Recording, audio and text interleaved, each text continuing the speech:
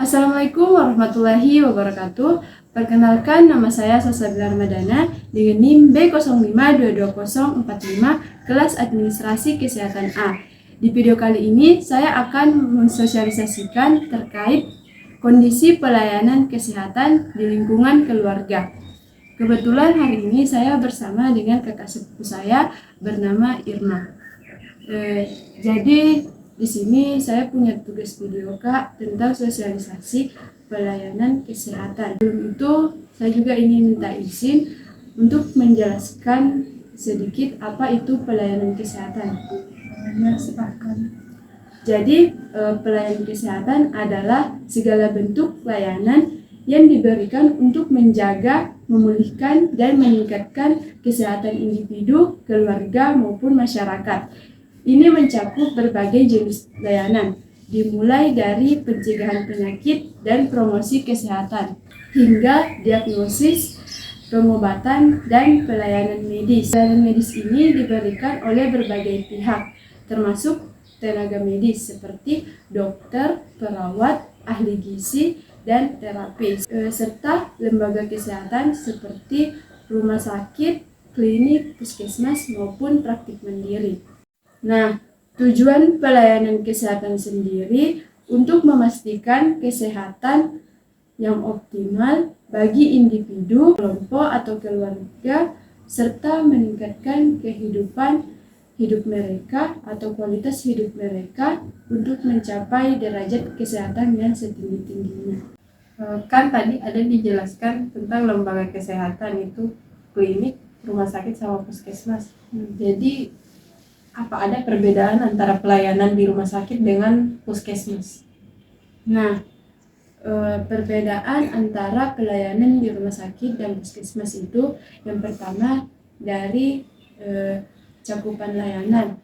Kalau puskesmas itu fokus kepada pelayanan kesehatan primer atau dasar. Ini mencakup seperti pelayanan promotif atau peningkatan kesehatan, preventif atau pencegahan, kuratif itu pengobatan, dan rehabilitatif itu atau pemulihan atau rehabilitasi istilahnya. Sedangkan kalau di rumah sakit lebih fokus pada tingkat pelayanan kesehatan sekunder dan tersier, di mana di rumah sakit ini lebih mengutamakan diagnosis atau masalah kesehatan yang kompleks begitu. Kemudian dari segi jenis layanan, dari puskesmas pelayanannya itu lebih umum atau bersifat holistik seperti pelayanan kesehatan ibu dan anak, kandungan, jiwa, gizi, pencegahan penyakit menular dan pencegahan penyakit tidak menular, serta pelayanan kesehatan masyarakat. Sedangkan di rumah sakit itu pelayanannya lebih spesifik dan berfokus pada diagnosis serta perawatan penyakit yang lebih kompleks, mencakup rawat inap, operasi, dan sebagainya. Dari segi aksesibilitas, kalau di puskesmas itu lebih berkaitan dengan letaknya itu di daerah atau desa, sedangkan kalau di rumah sakit itu lebih ke perkotaan. Jadi begitu kakak. Kan saya punya pengalaman, saya pernah mengantar teman saya ke puskesmas, tapi antriannya itu lama sekali. Bagaimana itu? Kenapa bisa antri? Karena di puskesmas sendiri itu ada namanya alur pelayanan puskesmas. Yang pertama itu pendaftaran dan antrian. Mulai dari pasien datang, ditanya nama, umur, tanggal lahir, alamat, dan sebagainya. Kemudian berikan nomor antrian di loket pendaftaran.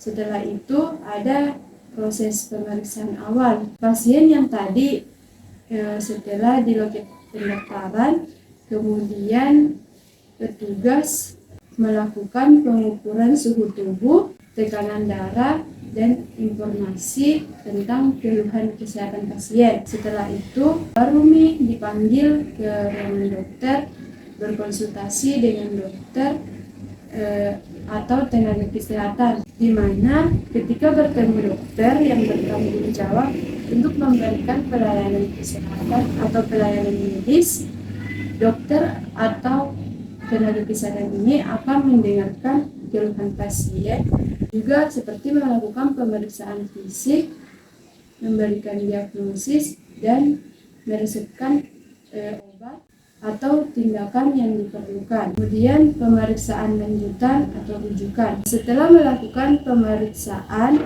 atau konsultasi dan kayak ketahuan nih diagnosis apa penyakit yang dialami oleh pasien tadi, maka dilakukan pelayanan rujukan atau pemeriksaan lanjutan, pemberian obat dan tindakan medis, di mana jika pasien membutuhkan obat-obatan atau tindakan medis tertentu, diberikan resep oleh dokter dan dipandu untuk mendapatkan obat atau tindak lanjut di loket farmasi atau fasilitas yang menyediakan obat di dalam puskesmas tadi. Kemudian konseling dan edukasi. Selama proses pelayanan, pasien juga menerima konseling tentang kondisi kesehatan mereka, di mana setelah melakukan pemeriksaan, pengobatan yang diresepkan, pasien juga mengetahui seperti apa upaya pencegahan dan pemeliharaan kesehatan mereka setelah ini. Kemudian tindak lanjut. Setelah menerima perawatan di puskesmas, pasien bisa saja akan diminta untuk menjadwalkan kunjungan lanjut atau yang biasa disebut kontrol selanjutnya. Untuk waktu alur pelayanan di puskesmas dimulai dari pendaftaran sampai mendapatkan pelayanan kesehatan dari dokter atau tenaga medis. Biasanya itu dimulai dari 3 sampai 5 menit. Tapi biasanya kalau antri itu lewat dari itu bagaimana? Jadi kenapa bisa antrinya itu tidak sesuai dengan waktu prosedur yang telah ditetapkan, lewat dari 3 sampai 5 menit tadi, karena ada beberapa faktor yang mempengaruhi mengapa alur layanan kesehatan itu agak telat atau terlambat.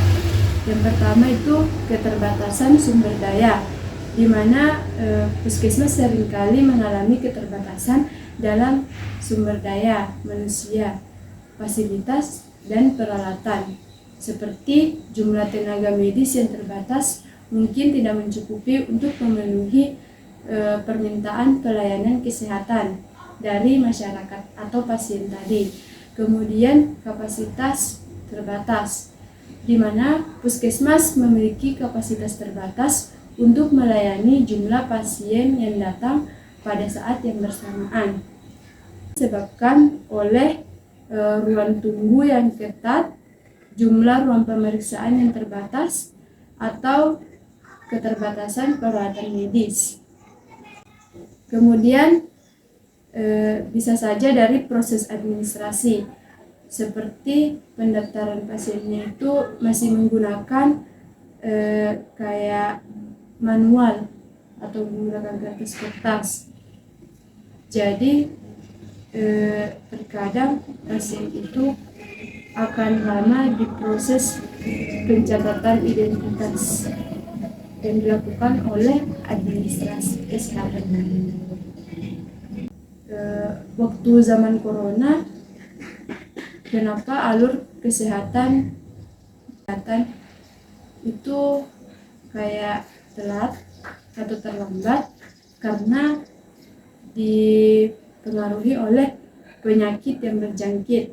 Jika ada wabah, penyakit, atau kondisi kesehatan umum yang di masyarakat seperti flu musiman, demam berdarah, atau waktu zaman corona tadi COVID, Puskesmas mungkin mengalami lonjakan pasien yang datang untuk mencari perawatan, sehingga menyebabkan antrian yang lebih panjang dari biasanya.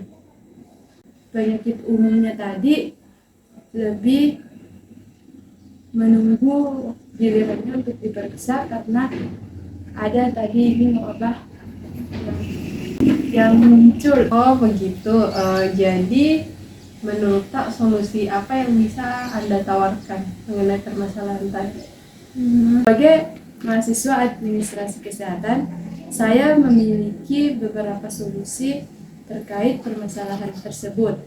Yang pertama, pendaftaran online atau janji temu, di mana sekarang itu ada namanya aplikasi mobil JKM, seperti yang saya lakukan ketika mendaftar di rumah sakit Polewali waktu itu. Jadi sangat memudahkan untuk saya sebagai pasien, karena sebelum melakukan pemeriksaan untuk pendaftarannya itu, saya cukup menggunakan aplikasi tersebut untuk mendaftar secara online dengan dokter atau tenaga medis yang tugas ketika saya melakukan pemeriksaan. Kemudian solusi kedua, pengaturan jadwal yang efisien. Puskesmas dan rumah sakit dapat mengatur jadwal pelayanan secara efisien untuk menghindari penumpukan pasien pada jam-jam sibuk. Ini bisa dilakukan dengan memperluas jam operasional atau jam kerja, memperbanyak jumlah dokter atau tenaga medis, serta mengatur jadwal konsultasi dengan lebih baik. Kemudian peningkatan kapasitas layanan. Puskesmas dapat meningkatkan kapasitas pelayanan dengan menambah jumlah ruang pemeriksaan, menambah tenaga medis, atau menambah fasilitas dan peralatan medis. Kemudian proses pendaftaran yang cepat dan efisien. Proses pendaftaran dan administrasi dapat dioptimalkan untuk menjadi lebih cepat dan efisien. Ini bisa dilakukan apabila tenaga kesehatan atau administrasi kesehatan ini bisa mengelola manajemen pelayanan dengan baik.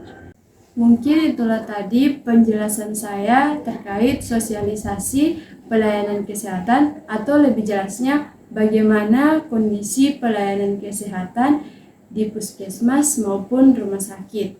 Saya ucapkan terima kasih kepada Kakak Irma karena telah bersedia menjadi responden saya dalam sosialisasi kali ini. Sekian dan terima kasih. Wassalamualaikum warahmatullahi wabarakatuh.